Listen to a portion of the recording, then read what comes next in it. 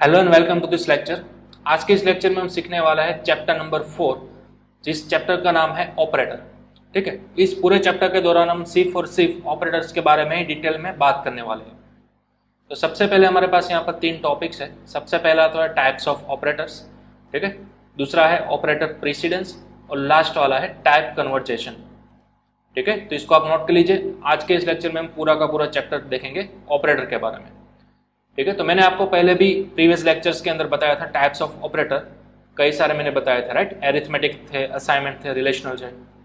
तो आज मैं आपको डिटेल के अंदर बात करने वाला हूँ टाइप्स ऑफ ऑपरेटर्स के बारे में। यहाँ पर आपको एक वेब पेज दिखाई देगा होगा, ऑपरेटर्स इन सी लैंग्वेज। ठीक है, ऑपरेटर्स आखिर है क्या और कौन कौन से टाइप के हैं। तो हमें यह तो मालूम है ऑपरेटर क्या है, किस तरह से काम करता है, लेकिन आज हम डिटेल के अंदर सभी कैटेगरीज को रिफर करने वाले हैं। तो यहाँ पर आपके स्क्रीन के ऊपर मौजूद है सभी कैटेगरीज के नाम, कौन कौन से ऑपरेटर्स मौजूद है वो। ठीक है, इसको आप नोट डाउन कर लीजिए। हमारे पास कई सारी कैटेगरीज है। फॉर एग्जांपल एरिथमेटिक ऑपरेटर्स है, रिलेशनल ऑपरेटर्स है, लॉजिकल ऑपरेटर्स है, असाइनमेंट है, कंडीशनल है और कुछ स्पेशल ऑपरेटर्स भी है। ठीक है, तो इस सब के बारे में आज हम बात करने वाले हैं। तो चलिए सबसे पहले हम बात करते हैं एरिथमेटिक ऑपरेटर्स।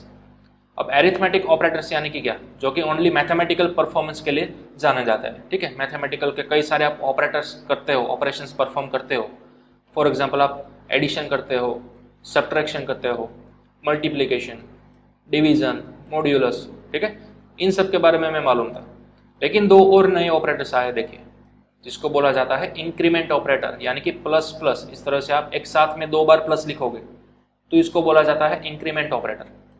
ठीक है, उसके बाद है डबल माइनस, माइनस माइनस एक ही साथ में, बीच में आपको स्पेस नहीं रखनी है, तो इस वाले ऑपरेटर को बोलते हो आप डिक्रीमेंट ऑपरेटर। ठीक है, एक बार अगर आप प्लस प्लस करोगे तो उसका मीनिंग क्या है, एक बार माइनस माइनस करोगे तो उसका मीनिंग क्या है। ठीक है, तो वो मैं आपको बताऊंगा। चलिए हम पहले अपने डेव सी प्लस प्लस की स्क्रीन पर आ जाता है। यहाँ पर फिलहाल मैं एक वेरिएबल ले रहा हूँ ए, जिसकी इनिशियल वैल्यू मैं सेट कराऊंगा 5। ठीक है, अब मैं इसको प्रिंट करा रहा हूँ, देखिए क्या आता है आंसर। फॉर एग्जाम्पल मैं यहाँ पर ऐसा लिख रहा हूँ A is equal to percentage D, और मुझे अब ए की वैल्यू चाहिए इस तरह से। ठीक है, फाइल को मैंने किया सेव और रन करा रहा हूँ, तो अब हमें ऑब्वियसली ए की वैल्यू क्या मिल रही है, ए इज इक्वल टू 5। ठीक है, चलिए अब मैं यहाँ पर यूज करूँगा वो प्लस प्लस वाला इंक्रीमेंट ऑपरेटर। देखिए किस तरह से मुझे क्या करना है, फिलहाल हमारी जो ए की वैल्यू है उसके अंदर एक को इंक्रीमेंट करना है, यानी कि मुझे वैल्यू चाहिए 6। फिलहाल मेरे पास ए की वैल्यू क्या है, 5 है। मुझे इसके अंदर एक को ऐड करना है, एक डिजिट को ऐड करना है। ठीक है, तो वो मैं टोटल 2 तरीकों से कर सकता हूँ। ठीक है, वैसे देखा जाए तो टोटल 3 तरीके हैं। देखिए हमारा पुराना तरीका क्या था, एक के अंदर मुझे कोई नई वैल्यू इंसर्ट करानी हो तो मैं इस तरह से कर सकूंगा। सबसे पहले हमने क्या किया, चलिए इसको आप पहले भूल जाइए, यहाँ पर फोकस रखिए। ए की जो पुरानी वैल्यू थी, कितनी थी ए की वैल्यू, 5। ठीक है, तो 5 यहाँ पर रिप्लेस होगी यहाँ पर, तो 5 के अंदर आपने प्लस ऐड किया, क्या किया, प्लस 1 को ऐड किया। ठीक है, यानी कि अब इस पूरी लाइन का आउटपुट क्या आ गया, 6 आ गया, राइट। तो अब इसको मैं किसी के अंदर स्टोर भी तो कराना है, राइट। तो इसको मैं एक नए वेरिएबल के अंदर स्टोर करा रहा हूँ, ए इज इक्वल टू, यानी कि उसी के वेरिएबल के अंदर। ठीक है, पहले ए की वैल्यू थी 5, अब ये लाइन चलने के बाद ए की नई वैल्यू क्या मिल गई, मुझे 6 मिल गई। ठीक है, क्योंकि हमने ए के अंदर प्लस 1 को ऐड कर दिया, सिंपल। तो अब अगर मैं ए को यहाँ पर प्रिंट कराऊंगा तो देखिए हमें ए की वैल्यू क्या मिल गई, 6 मिल चुकी है। ठीक है, तो इस तरह से आप इंक्रीमेंट ऑपरेटर का यूज कर सकते हो। फिलहाल हमने यूज किया है ये प्लस एरिथमेटिक ऑपरेटर का यूज। इंक्रीमेंट ऑपरेटर का यूज किस तरह से कर सकते हो, देखिए इस लाइन को मैं कर रहा हूँ फिलहाल कमेंट। इंक्रीमेंट ऑपरेटर को अगर आपको यूज करना है तो आपको सिर्फ ये वाली ही लाइन लिखनी है, ए प्लस प्लस, दैट्स ऑल। ये जो आपने 8 नंबर की लाइन लिखी थी प्रीवियसली, उसका एग्जैक्ट सेम मीनिंग ये होता है। ठीक है, ये काम करता है डबल प्लस, यानी कि ए की जो लेटेस्ट वैल्यू होगी, हमारे पास फिलहाल ए की लेटेस्ट वैल्यू क्या है, 5। इसके अंदर अगर आपने यहाँ पर मेंशन किया है डबल प्लस, यानी कि ए की लेटेस्ट वैल्यू अब 1 से इंक्रीमेंट हो जाएगी, यानी कि अब इस लाइन को चलने के बाद ए की लेटेस्ट वैल्यू में क्या मिलेगी, 6 मिलेगी। ठीक है, चलिए फाइल को हम करते हैं सेव और यहाँ से कराएंगे रन। तो अब आप देखोगे ए की लेटेस्ट वैल्यू में 6 मिल चुके हैं। तो इतना इजी है इंक्रीमेंट करना। ठीक है, आप इन दोनों लाइन में से किसी का भी यूज कर सकते हो। अगर आपको शॉर्टकट चाहिए तो आप इस तरह से इंक्रीमेंट ऑपरेटर का यूज करो। अगर आपको ये वाली लाइन समझ में नहीं आती है, प्रीफर नहीं करना चाहते, तो आप ये ओल्ड स्टाइल लाइन भी यूज कर सकते हो। ठीक है, चलिए एक और हमारे पास है operator a plus equals to 1। ये भी हमने देख लिया था, राइट। असाइनमेंट ऑपरेटर की कैटेगरी के अंदर आता है, यानी कि a की जो भी वैल्यू है उसके अंदर प्लस करेगा 1 को और साथ ही साथ असाइन भी करेगा a के अंदर। तो ये जो 8 नंबर की लाइन है उसको आप इस तरह से भी लिख सकते हो, ये हमारी तीसरी मेथड होगी। ठीक है, चलिए सेव करेंगे और रन करेंगे, तो अब आपको सेम आउटपुट मिलेगा a इक्वल टू 6, यानी कि तीनों की तीनों लाइन परफेक्ट है, तीनों की तीनों लाइन एक ही काम कर रही है, एक के अंदर +1 कर रही है। ठीक है, यानी कि एक का इंक्रीमेंट कर रही है। तो बस इसी तरह से आपको यूज करना है ये इंक्रीमेंट ऑपरेटर। ठीक है, अब इन तीनों लाइन में डिफरेंस क्या है वो मैं आपको बता दूं। सपोज मुझे ये वाली लाइन की मदद से एक के अंदर 2 वैल्यू रिप्रेजेंट करनी है, 2 वैल्यू ऐड करनी है, तो मैं यहाँ पर लिख सकता हूँ a + 2, राइट। तो अब मुझे a की लेटेस्ट वैल्यू कितनी मिलेगी, पहले थी 5, अब 2 ऐड हो चुके हैं, तो अब मेरे पास आएगी 7। ठीक है, चलिए सेव कराएंगे और रन कराएंगे, तो परफेक्ट हमारे पास a की वैल्यू आ गई है 7, राइट। ओके, अब चलिए इस वाली लाइन को कमेंट आउट करते हैं और यहाँ पर इस वाली लाइन को देखते हैं। यहाँ पर मैं 2 लिखूंगा, अब सेव करूंगा और रन करूंगा, तो सेम आउटपुट मुझे मिलना चाहिए। देखिए आ गया a इक्वल टू 7। ठीक है, तो ये भी फिलहाल परफेक्टली काम कर रहा है। ओके, अब ये हमारा इंक्रीमेंट ऑपरेटर है, उसकी मदद से करते हैं। यहाँ पर आप किस तरह से डिनोट करोगे, यहाँ पर आप कर ही नहीं सकते, यहाँ पर आप इस तरह से 2 नहीं लिख सकते, ये इनवैलिड है, एरर देगा आपको। ठीक है, प्लस प्लस ऑपरेटर एक ही बार काम करता है, एक ही डिजिट को एक ही बार में इंक्रीमेंट करेगा। लेकिन क्या हो अगर मुझे 2 डिजिट एक साथ इंक्रीमेंट करना है, तो मुझे लिखना पड़ेगा 2 बार a प्लस प्लस, इस तरह से 2 बार लिखना होगा। अगर मुझे एक के अंदर 5 वैल्यूज का एडिशन करना है, एक्स्ट्रा 5 वैल्यूज का, तो मैं इस लाइन के अंदर लिख सकता हूँ a + 5, यहाँ पर लिख सकता हूँ इजीली 5। लेकिन यहाँ पर मैं कुछ भी नहीं कर सकता, मुझे यहाँ पर 5 बार a++ करने होंगे, इस तरह से। ठीक है, तो अब आपकी ये मेथड क्या होगी, लेंथी होगी। ठीक है, तो आपको वाइजली चूज करना है कि 3 मेथड में से आप कौन सी मेथड कब यूज करोगे। अगर आपको ओनली एक वेरिएबल के अंदर एक ही डिजिट का इंक्रीमेंट करना है, तभी जाकर आपको इस तरह से इंक्रीमेंट ऑपरेटर का यूज करना है। ठीक है, या फिर डिक्रीमेंट ऑपरेटर, दोनों का काम सेम ही है। डिक्रीमेंट क्या करेगा, एक वैल्यू को घटाएगा, सब्ट्रैक्ट करेगा। ठीक है, तो फिलहाल हमारी वैल्यू थी 5, अब जाकर हो चुकी है 4। चलिए फाइल को सेव करेंगे और रन कराएंगे, तो अब आपको एक लेटेस्ट वैल्यू मिल जाएगी 4। ठीक है, तो इस तरह से हमारा काम करता है इंक्रीमेंट या फिर डिक्रीमेंट ऑपरेटर। इसको आपको खास नोट डाउन करके रखना है, किस तरह से और कौन सी सिचुएशन के आपको अंदर ये यूज करना है। क्लियर?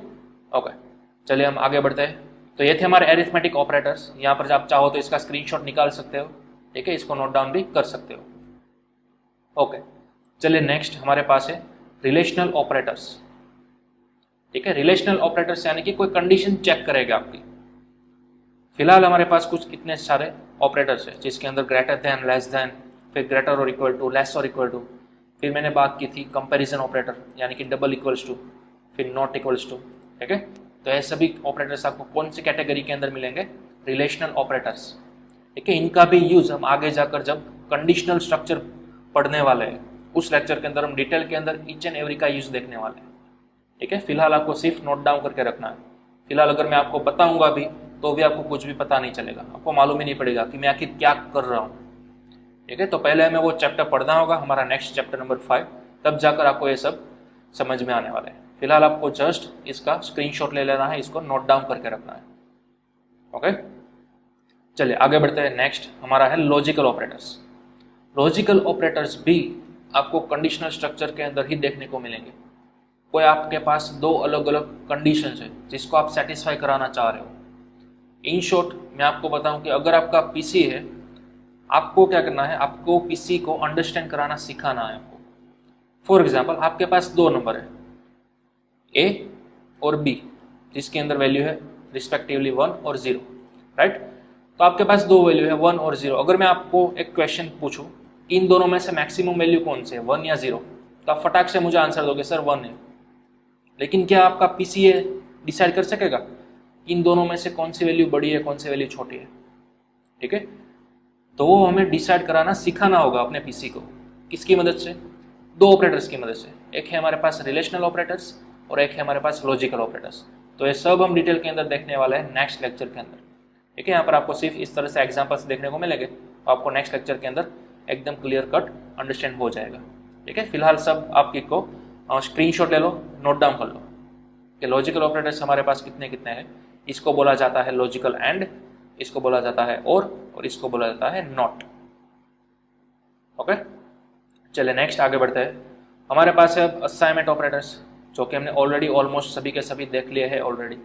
ठीक है, इक्वल टू हम पहले से ही देखते आ रहे हैं, आज हमने देख लिया प्लस इक्वल्स टू, उसी तरह से आप देख सकते हो minus equals to, multiplication, division और मॉड्यूलो, दोनों का काम सेम ही है। आपको यहाँ पर एग्जाम्पल भी दिए हुए हैं और डिस्क्रिप्शन भी दिया हुआ है।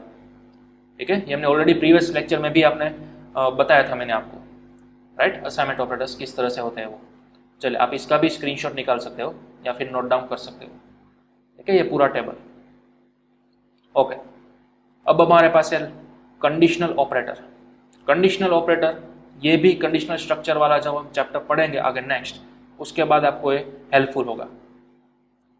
ठीक है, ये बहुत ही हेल्पफुल होगा, एकदम शॉर्टकट तरीके से आप इसी को अंडरस्टैंड करा सकते हो। कोई भी चीज़, कोई भी एक कंडीशन कि तुम्हें इस तरह से काम करना है, तुम्हें इस तरह से काम करना है, वो सभी चीज़ आप कंडीशनल ऑपरेटर की मदद से कर सकते हो। इसके अंदर एक ही ऑपरेटर आएगा आपका, जिसको बोला जाता है टर्नरी ऑपरेटर।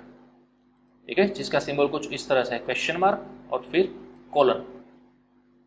यहाँ पर है ना आपके पास प्लस, इक्वल्स वगैरह वगैरह सिंबल्स, तो उसी तरह से टर्नरी ऑपरेटर का सिंबल इस तरह से है, क्वेश्चन मार्क और कोलन।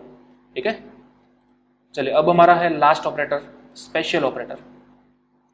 इसको भी हम देखने वाले हैं आगे के फ्यूचर एडवांस लेक्चर्स के अंदर। एडवांस जो आपके टॉपिक आएंगे, पॉइंटर, ठीक है, फिर आपके आएंगे स्ट्रक्चर्स, यूनियन, उसके अंदर आपको देखने को मिलेगा साइज ऑफ ऑपरेटर, वो सब आगे के लेक्चर्स के अंदर आने वाले हैं। आपको टेंशन लेने की जरूरत नहीं है, सभी को सभी हम डिटेल के अंदर देखने वाले हैं। आपको सिर्फ फिलहाल नोट डाउन करके रखना है। ठीक है, हमने ऑलरेडी एड्रेस ऑफ इसको तो यूज कर ही लिया है अपने स्कैनएफ फंक्शन के अंदर। जब हम पॉइंटर वाला चैप्टर पढ़ेंगे तब फिर से ये हम यूज करेंगे एड्रेस वाला सिंबल जिसे। ठीक है, ओके, तो यह था हमारा सभी टाइप्स की कैटेगरीज, ऑपरेटर्स कौन कौन से टाइप्स के होते हैं, एरिथमेटिक के अंदर क्या आता है, लॉजिकल के अंदर, रिलेशनल के अंदर क्या क्या आता है, वो सभी हमने देख लिए। ठीक है, यह था आपका बेसिक इंफॉर्मेशन ऑपरेटर्स के टाइप्स। ओके, चलिए, तो आई थिंक आपको ये सब क्लियर हो गए होंगे। जो हमने डिटेल के अंदर नहीं देखे वो थ्रू आउट द सिलेबस जैसे जैसे आते जाएंगे वैसे वैसे मैं आपको डिटेल के अंदर बताता जाऊंगा। ठीक है, फिलहाल आपको सिर्फ और सिर्फ कैटेगरीज और उसके अंदर कौन कौन से ऑपरेटर्स आते हैं वही ध्यान रखना है। ओके, चलिए अब हम देखते हैं हमारा नेक्स्ट टाइप, नेक्स्ट टॉपिक। हमारा नेक्स्ट टॉपिक है ऑपरेटर प्रेसिडेंस। ये बहुत ही इंपॉर्टेंट टॉपिक है, ऑपरेटर प्रेसिडेंस। मे भी आप अपनी कक्षा के अंदर पढ़ चुके होंगे बोर्ड मास का रूल, राइट, बोर्ड मास, या फिर हिंदी में आपको बोला गया होगा भागु सभा का रूल, जिसके अंदर सबसे पहले भागाकार होता है, फिर गुणाकार होता है, राइट, फिर एडिशन होता है और फिर सब्ट्रैक्शन होता है। देखिए मैं यहाँ पर लिख रहा हूँ भागु सभा का रूल, या फिर आप इंग्लिश मीडियम में हो तो आप बोल सकते हो बोर्ड मास का रूल, राइट, जिसके अंदर सबसे पहले क्या होता था, ऑलवेज एंड ऑलवेज डिवीजन होता था। कोई भी एक्सप्रेशन हो, कोई भी समीकरण हो, उसके अंदर सबसे पहले डिवीजन होता था, उसके बाद परफॉर्म होता था आपका मल्टीप्लिकेशन, उसके बाद परफॉर्म होता था आपका प्लस और उसके बाद माइनस। ठीक है, इसको बोला जाता था भागु सभा। ठीक है, या फिर बोर्ड मास का रूल। यानी कि कोई भी एक इक्वेशन हो आपके पास, उसके अंदर मल्टीप्लिकेशन भी होगा, डिवीजन भी होगा, सब्ट्रैक्शन भी होगा और एडिशन भी होगा।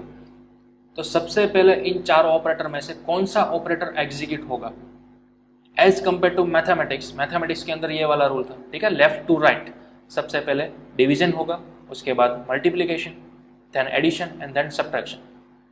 इस ऑर्डर के अंदर ही आपका एग्जीक्यूट होता था कंडीशन, आपका जो एक्सप्रेशन होता था वो। लेकिन इन प्रोग्रामिंग क्या यही काम करता है? ठीक है, क्या यही ऑर्डर काम करता है? चलिए देखते हैं।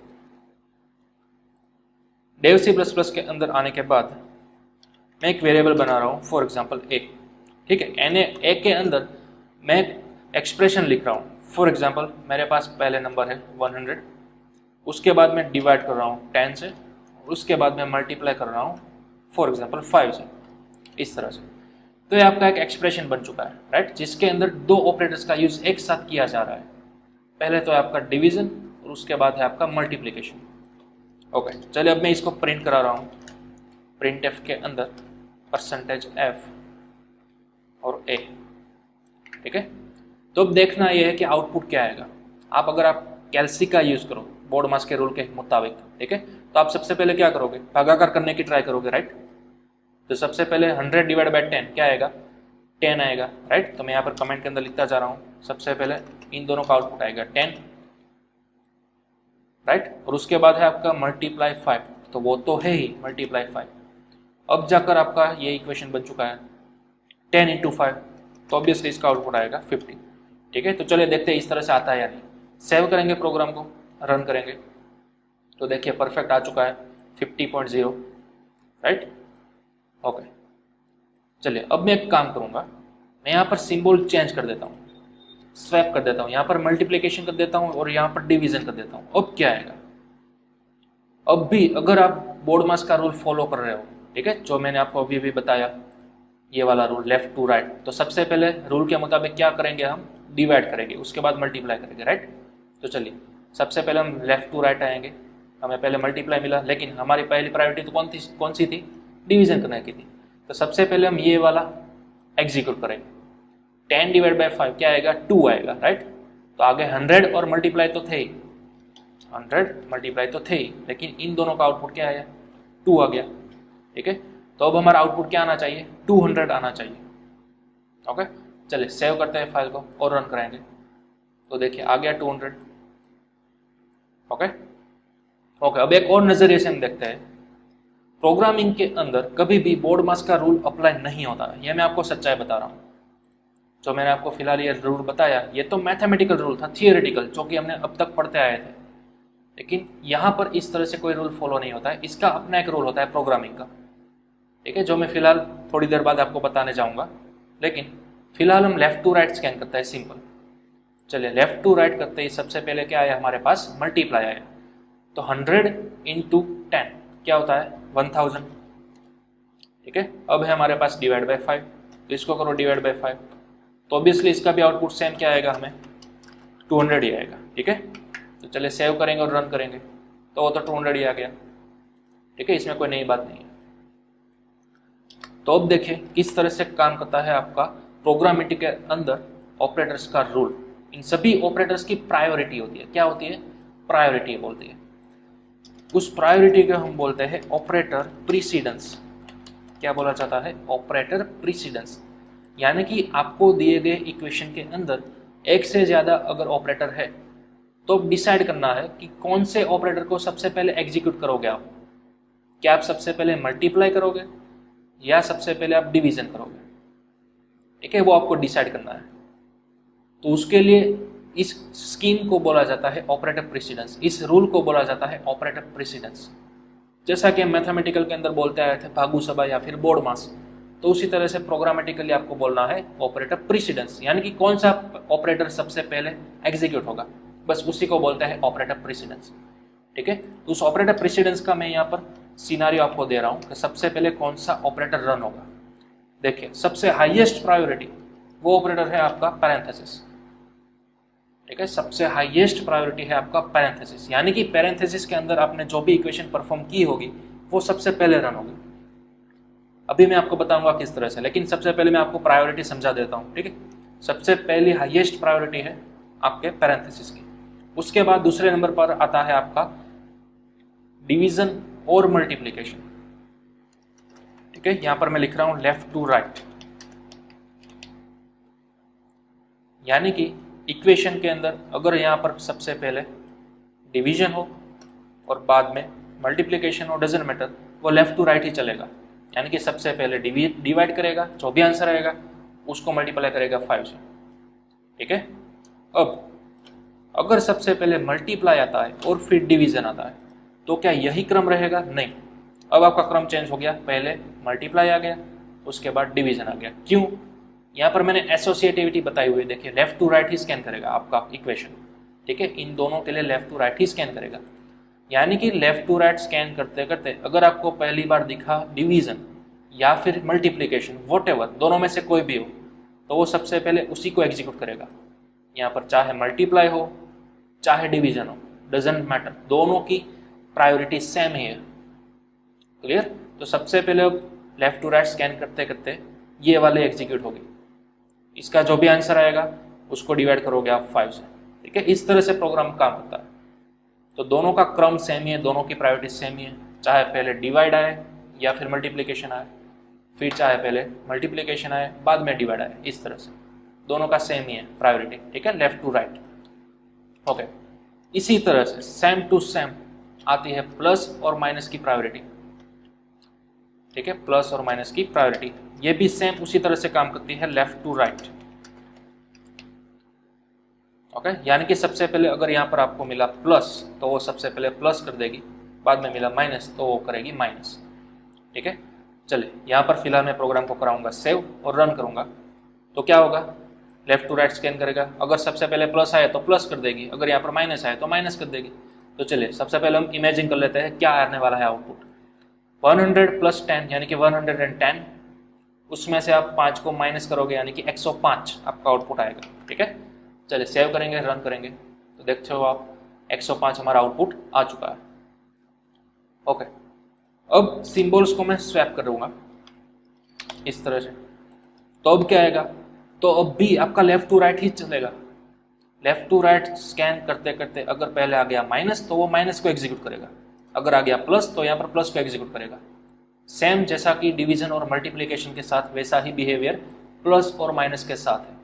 ठीक है, तो यहाँ पर आप देख सकते हो पहले माइनस है तो ऑब्वियसली वो माइनस भी सॉल्व करेगा। तो 100 - 10 कितना आएगा, 90 आएगा।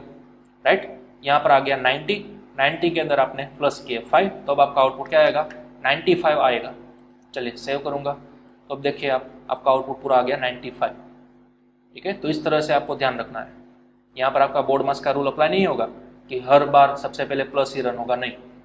प्रोग्रामिटी के अंदर इस तरह से आपको चलना है, लेफ्ट टू राइट, और इन दोनों का क्रम वॉटएवर आगे पीछे है वो वही एग्जीक्यूट करेगा। यहाँ पर पहले माइनस है, लेफ्ट टू राइट चलते चलते तो वो पहले माइनस को एग्जीक्यूट करेगा, अगर यहाँ पर प्लस होता तो वो प्लस को एग्जीक्यूट करता। ठीक है, तो इस तरह से आपको क्रम याद रखना है।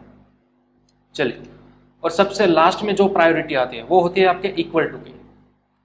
सबसे लास्ट वाली प्रायोरिटी किसकी होती है, इक्वल टू की, क्योंकि हम सभी को मालूम है ये हमारी एक इक्वेशन है, सभी इक्वेशन यहाँ पर राइट हैंड साइड पर एग्जीक्यूट हो जाएगी, जो फाइनल आउटपुट मिलेगा वो फिर जाकर असाइन होगा एक के अंदर। ठीक है, किसकी मदद से, असाइनमेंट ऑपरेटर की मदद से। क्लियर? तो इस तरह से हमने देखा इक्वल टू की ऑपरेटर की प्रायोरिटी हमेशा लास्ट आती है, लो आती है, यानी कि वो सबसे आखिर में एग्जीक्यूट होता है। सबसे पहले माइनस और प्लस एग्जीक्यूट हो जाता है, जो भी आंसर आता है उसको फिर स्टोर करेगा ए के अंदर।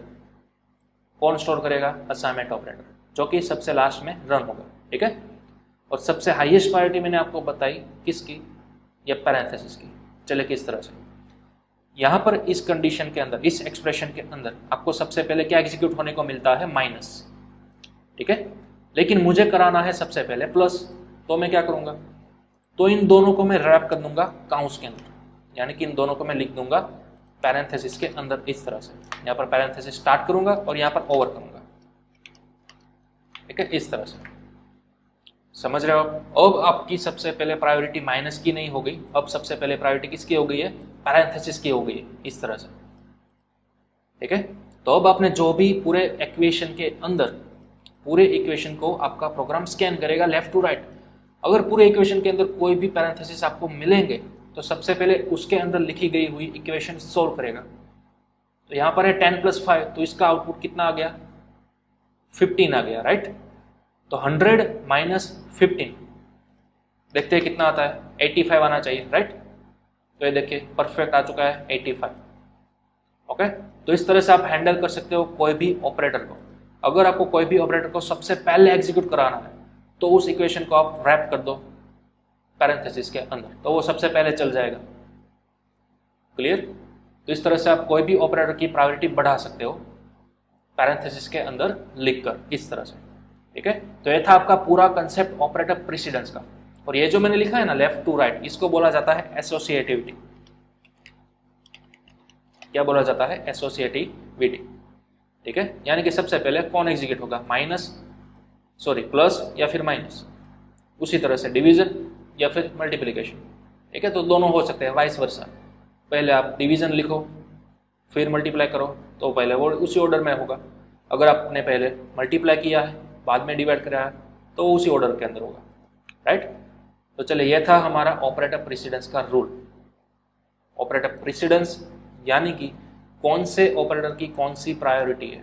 ठीक है, तो यहाँ से मैंने टॉप से लेकर बॉटम तक लिखी है, हाईएस्ट प्रायोरिटी से लेकर लोएस्ट प्रायोरिटी का मैंने आपको ऑपरेटर बता दिया। ओके, फिर इसकी एसोसिएटिविटी हमने देखी कि पहले डिवीजन आएगा तो वो पहले डिवीजन को ही रन करेगा। अगर यहाँ पर पहले मल्टीप्लिकेशन आएगा तो वो मल्टीप्लिकेशन को ही रन करेगा। क्यों? क्योंकि हमारा एक्सप्रेशन प्रोग्राम रन करता है किस ऑर्डर के अंदर, लेफ्ट टू राइट। ठीक है, तो इसको बोलता है हमारी एसोसिएटिविटी, राइट। चलिए, इसका आप स्क्रीनशॉट ले सकते हो पूरा। ये हमारा टॉपिक था ऑपरेटर प्रेसिडेंस। अब जो भी मैंने बोला है उसको अगर आपको विजुअली चाहिए, विजुअल रिप्रेजेंटेशन चाहिए समझने के लिए, तो मैं आपको एक इमेज बता रहा हूँ। देखिए, इसको आप शॉर्टकट लीजिए, स्क्रीनशॉट ले लीजिए इसका। ठीक है, इसको आप नोट डाउन कर लीजिए और इसको ध्यान से स्टडी करना। जो भी मैंने बोला ना अभी तक वो सब आपको इसमें लिखा हुआ मिलेगा विजुअली। ठीक है, यहाँ पर देखिए इन लोगों ने क्या किया है, प्लस ऑपरेटर और मल्टीप्लिकेशन ऑपरेटर को एक कंडीशन के अंदर, एक एक्सप्रेशन के अंदर यूज किया है। तो ऑब्वियसली सबसे पहले कौन रन होगा, लेफ्ट टू राइट। प्लस की हायर प्रायोरिटी है या फिर मल्टीप्लिकेशन की, तो ऑब्वियसली हायर प्रायोरिटी कौन की है, मल्टीप्लिकेशन की। तो इसलिए सबसे पहले ये एग्जीक्यूट होगा। 20 × 30 तो आएगा आपका 60। ठीक है, आगे 10 प्लस तो था, तो अब आपका होगा 10 + 60 यानी कि 70। ठीक है, यहाँ पर इन लोगों ने टोटली पॉइंट आउट किया हुआ है कि प्लस की है लोअर प्रेसिडेंस जबकि मल्टीप्लिकेशन की है हायर प्रेसिडेंस। ओके, तो इसका भी आप स्क्रीनशॉट ले लो, इसको आप रिफर कर सकते हो अपनी नोटबुक में लिख कर। ओके, अब एसोसिएटिविटी का मैं एक डायग्राम बता रहा हूँ। ये देखिए, यहाँ पर दोनों सेम ही कैटेगरी के हैं, डिवीजन और ऑपरेटर, जैसा कि मैंने बात की थी पहले।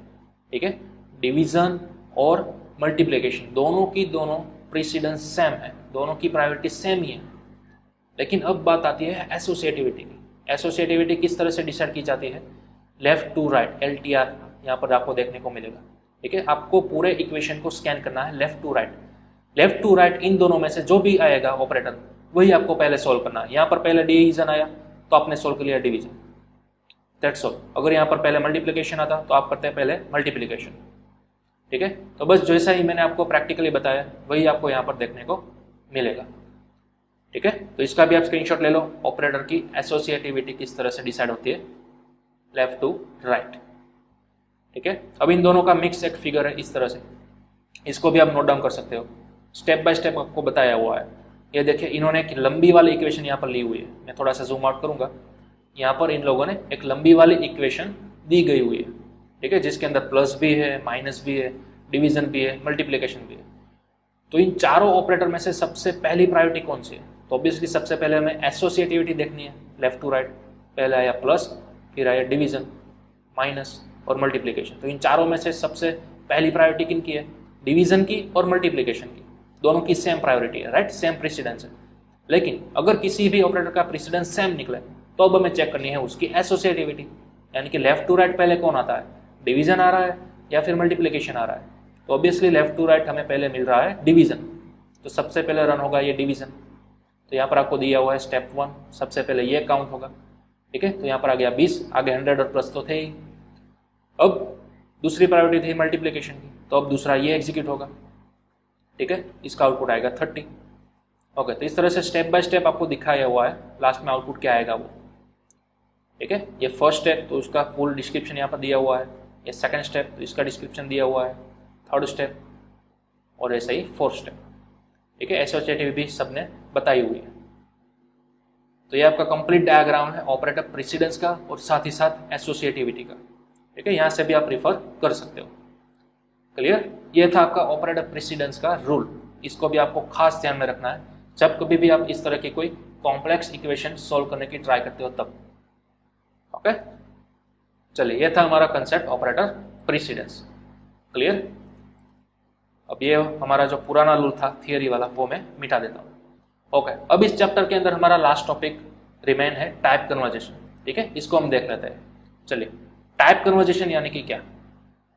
टाइप कन्वर्जेशन यानी कि किसी एक डेटा टाइप के अंदर जो आपकी वैल्यू मौजूद है उसको किसी दूसरे डेटा टाइप के अंदर कन्वर्ट करना, उसको बोलते हैं टाइप कन्वर्जेशन।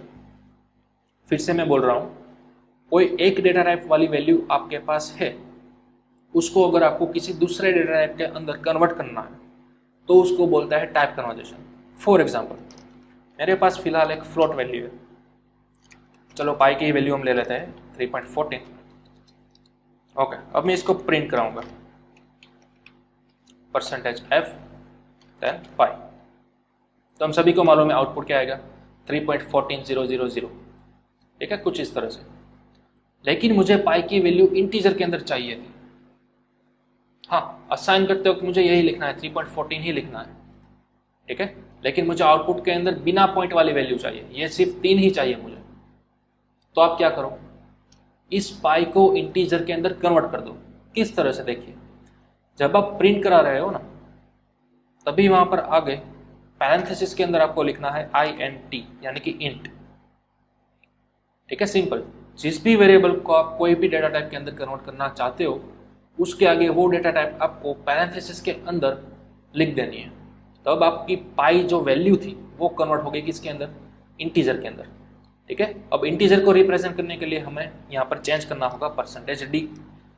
क्लियर, चलिए सेव करेंगे और रन करेंगे। अब आपको मिल चुका है सक्सेस ओनली 3।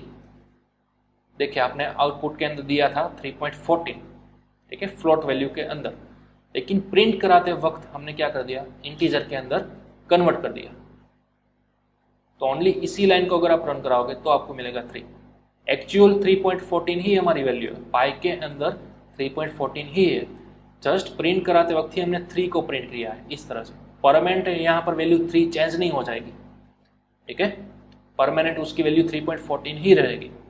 लेकिन हमने क्या किया, जस्ट हमें प्रिंट के अंदर पॉइंट के बिना वाली वैल्यू चाहिए थी, इसलिए मैंने पाई को कन्वर्ट कर दिया इंट के अंदर, इस तरह से। क्लियर, तो यह था हमारा simple type conversation. Type conversation इसी को बोलते हैं, कोई भी वेरिएबल हो उसको आप कोई भी डेटा टाइप के अंदर कन्वर्ट कर सकते हो। जस्ट आपको उस वेरिएबल के आगे पैरेंथेसिस लगाना है और पैरेंथेसिस के अंदर आपको डेटा टाइप मेंशन करनी है जिसके अंदर आप कन्वर्ट करना चाह रहे हो वो डेटा टाइप। ओके, सेम आप फ्लोट के साथ भी कर सकते हो। चलिए एक टोटल प्रोसेस में रिवर्स करके बताता हूँ। फॉर एग्जाम्पल, मेरे पास एक इंटीजर वैल्यू है, इंट a = 5। तो अब मैं ए को जब प्रिंट कराऊंगा और यहाँ पर मैं लिख दूंगा फ्लोट, तो अब क्या होगा, ये जो मेरी ए की वैल्यू 5 थी वो मेरी कन्वर्ट हो चुकी है फ्लोट के अंदर। फ्लोट के अंदर वैल्यू आ चुकी है, तो ऑब्वियसली मुझे यहाँ पर लिखना होगा %f। राइट, सेव कराऊंगा फाइल को और रन कराऊंगा, तो अब आपको मिल गई 5.0000। ठीक है, इंटीजर में से आप कन्वर्ट करा रहे हो फ्लोट के अंदर।